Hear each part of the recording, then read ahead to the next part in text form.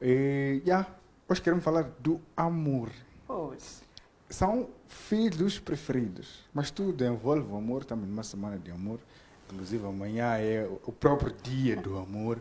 Então nós também sabemos que o amor verdadeiro existe entre pai e filho. Mas já qual é a questão? A preferência pois. dos filhos. Então esteja aí ligado para poder saber mais e partilhar conosco essas ideias e essa realidade.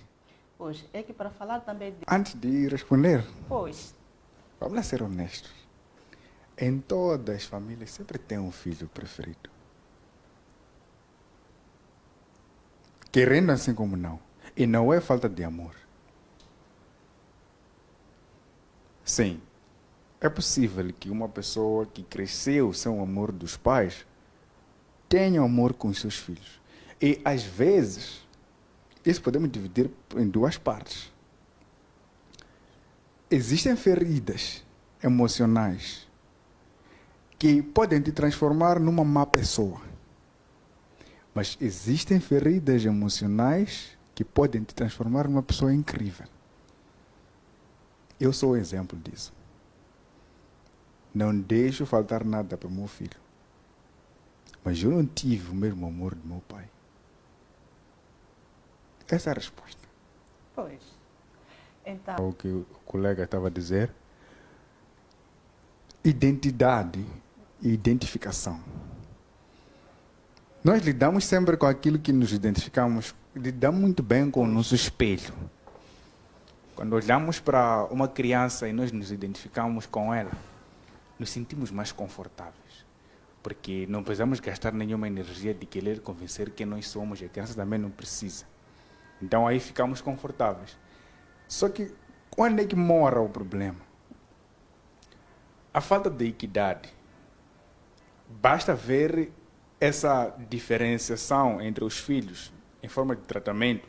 E a parte mais sensível de tudo não é só tratar de forma física, mas a parte emocional é que conta muito. Eu fiz muito essa parte emocional, pois busquei muito aprender sobre as emoções. Então, eu sei o quão deixa feridas quando uma pessoa te trata mal, às vezes, sem querer. Percebe? pois. O que acontece? Um filho que tem um pai agressivo, por exemplo, a tendência é de querer evitar o pai ou copiar o pai. Mas aquilo que chamamos de agressão, aquilo ali pode Pois. ficar com a criança. Percebe? Então, é nesse momento em que a criança já começa a querer olhar para ela mesma, olhar para o pai que é agressivo e olhar para os outros irmãos. Será que o que acontece comigo acontece com eles também? Ok, tudo bem. O nosso pai é agressivo com nós todos. Mas será que... Por que que ele, o meu irmão, lida tão bem com o meu pai? E eu não consigo acessar a ele? Porque também já depende de cada um como é que a agressão chega. Como é que... Qual é o resultado da agressão em cada um dos filhos. Percebe?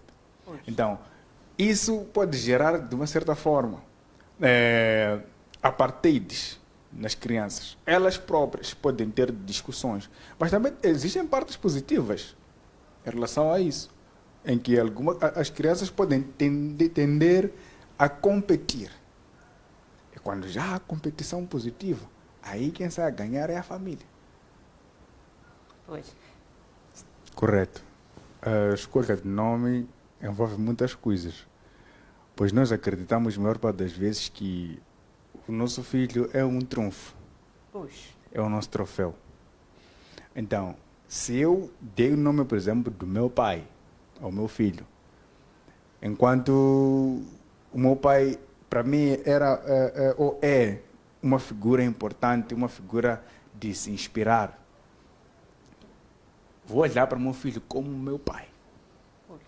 E essa parte de dar um nome, aquilo que chama na nossa tradição de chular alguém, Chara, pois. chará, exatamente.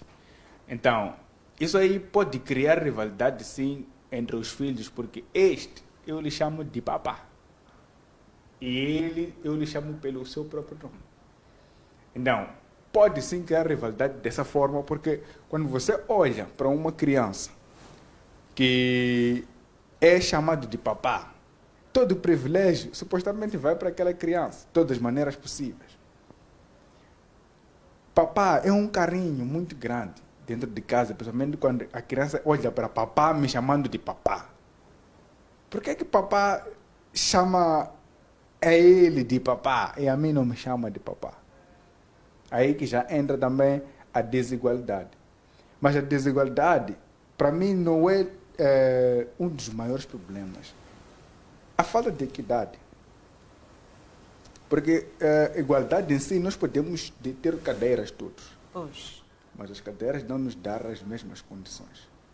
Então, garantir todas as condições iguais para todos, de todas as maneiras possíveis. Se você é baixinho, tem que conseguir tocar o chão. Tem cadeira, sim, mas não consegue pisar o chão. Então, essa tua cadeira tem que ser diferente da nossa. Temos que puxar um pouco a cadeira para baixo, para poder sentar e se sentir confortável. Aí sim já há equidade. Vou te dar cadeira, você não vai se sentir bem. Eu também tenho cadeira, vou me sentir bem. Aí já não há igualdade. Pois. Percebe? Já percebi. E, sim, então, voltando para isso. Bom, antes de chegarmos aí, Pois. queria primeiro comentar essa parte de darmos o nome, Pois. olhando mesmo para a nossa cultura. A nossa visão é sobre só a forma como vivemos aqui na cidade. Afinal de contas, quem é que dá o nome ao meu filho? É uma das grandes perguntas que poderíamos fazer. Porque vai perceber que eu quero sim dar o nome do meu pai, ou já tenho outros filhos, mas quero dar o nome do meu tio. Mas o meu pai pode dizer não. Em algumas zonas mais recônditas, não é você que nasceu o filho que vai dar o nome do seu filho. Percebe? Então, tem esses casos e depois cria assim a rivalidade. Mesmo consigo que você é o próprio pai. Vamos escolher aí. Percebe? Mas como é seu filho, você sabe que é sangue do seu sangue. É welcome. Passando aí, a parte de mãe de Júnior, ou mãe de João, pai de Antônio, é positivo, como estava a dizer o colega de painel, que a base de tudo aqui é haver a equidade, não haver humilhação, não haver rebaixamento. Mas, numa opinião própria, numa família, isso aí não devia existir. Você é minha esposa, eu tenho que te chamar de amor, tenho que te chamar de minha vida, tenho que te chamar de rainha. Acabou. Porque é um outro assunto de eu vou chamar a minha esposa de mãe. É a mesma coisa. Vou chamar a minha esposa, a mulher vai chamar o marido de pai, de mano. Seu marido é Antônio. Você chama mano Antônio. Pois. É o que faz com os filhos também. Mãe de Antônio, mãe de Júnior. Isso aí numa família, numa opinião própria, não deve existir. De chamar a sua esposa com títulos que não lhe dizem respeito. É mãe de Júnior. Nós sabemos que é mãe de Júnior, de Américo e da Joana. Não precisamos disso. Eu tenho que lhe chamar pelo nome dela, caso eu prefira, ou lhe chamar pelo nome carinhoso que diz respeito a ela ou a nós os dois, para evitar a clivagem entre os filhos. E também evitar a forma de eu lhe ver a ela simplesmente como mãe de Júnior, como mãe de Antônio. Porque isso aí também afeta a parte emocional dos dois como casal. Porque você só vai olhar a mãe dos seus filhos diretamente como mãe do seu filho, não como sua esposa. Pois. É um outro ponto a reiterar. Então, dessas situações, temos ouvido então, vários casais a perguntar, afinal, quem é tua esposa, quem é o seu marido? Porque simplesmente tu olhas para mim como pai das crianças. Correto. Afinal, quem é teu marido? Correto. Eu te chamo pai das crianças! Pois. Não. Que é isso? Pois. Tá vendo? Então, tem esses casos. Para poder evitar essa clivagem entre os filhos, Não precisamos, nós os pais, não devemos chamar as nossas esposas, os nossos maridos, pelo nome dos filhos. Mãe de João, pai de João, não precisamos disso. Também para fortificar o relacionamento. Pois, sim, então, senhor. A parte de dar nome e às vezes influenciar no comportamento. Nós, os pais, é que falhamos diretamente. Porque existem comentários. O meu comentário é que destrói meu filho. Ok. Vamos herdar coisas, por exemplo, das pessoas que já morreram e supostamente faziam. Você pode ouvir numa família em que vão dizer: essa forma de viver, ou essa forma de beber, ou essa forma de se relacionar com pessoas, puxou ao xará. E se dizem isso a mim, sinceramente, o meu cérebro, da forma como é tão preguiçoso, ele vai querer se estagnar naquilo que é prazeroso para mim. Então vou buscar um sustento para poder ficar ali. Ficar ali onde os outros me dão um apoio, mas não diretamente. Dizem, tenho alguém que de fato eu sou igual a ela. Então, por que não fazer as honras a essa pessoa?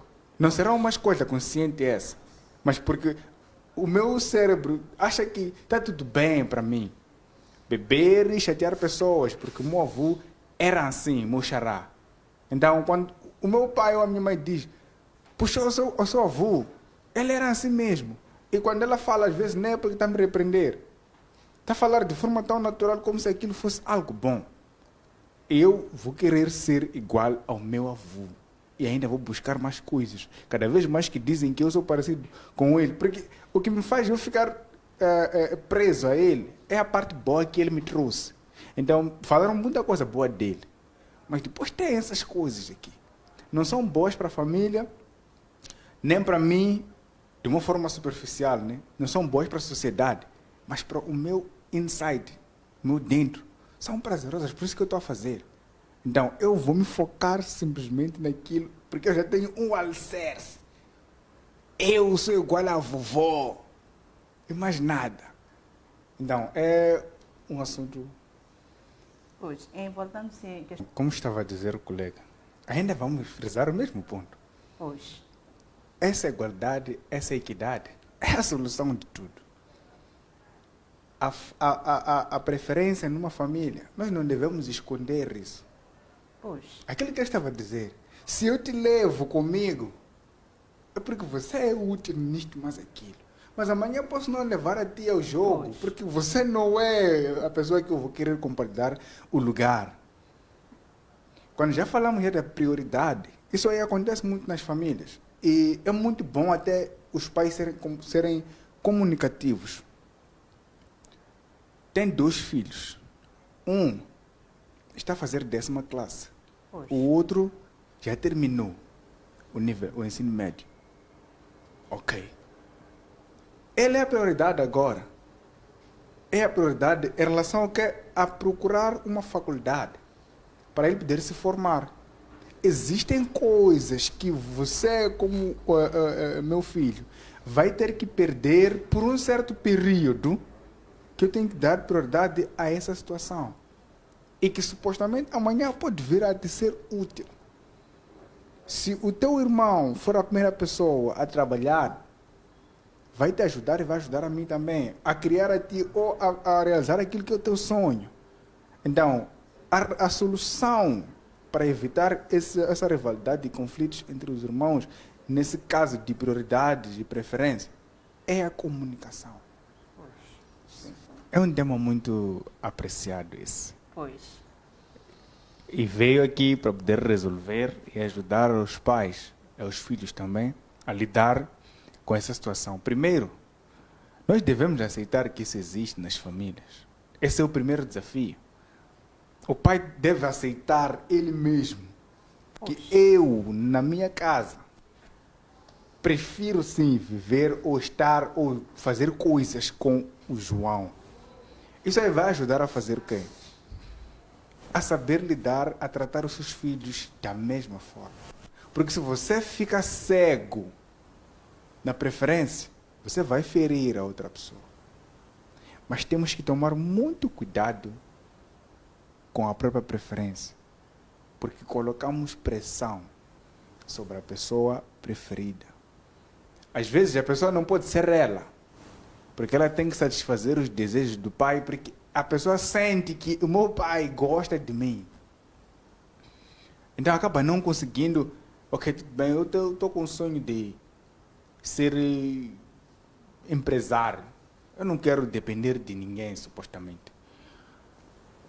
Mas meu pai quer que eu seja professor, quer que eu seja polícia, quer que eu seja diretor de uma certa instituição. Mas meu pai me dá tudo. E ele me mostra de fato que está aí comigo. Ele me mostra a preferência. Eu terei que me sujeitar àquilo que meu pai quer. E às vezes não é aquilo que eu consigo fazer. E vem o que é a frustração. Pois. Então, em meio disso, temos que tomar muito cuidado. A forma como você trata o seu filho, não importa se é preferido ou não.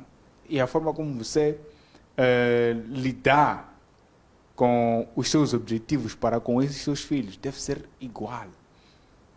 O que estávamos a falar aqui com o colega. Essa igualdade, essa equidade vai ser a base. Mas depois descobrimos que existe mais uma outra componente. A comunicação. Principalmente se os seus filhos já são grandes. Tem que te dar esse tempo.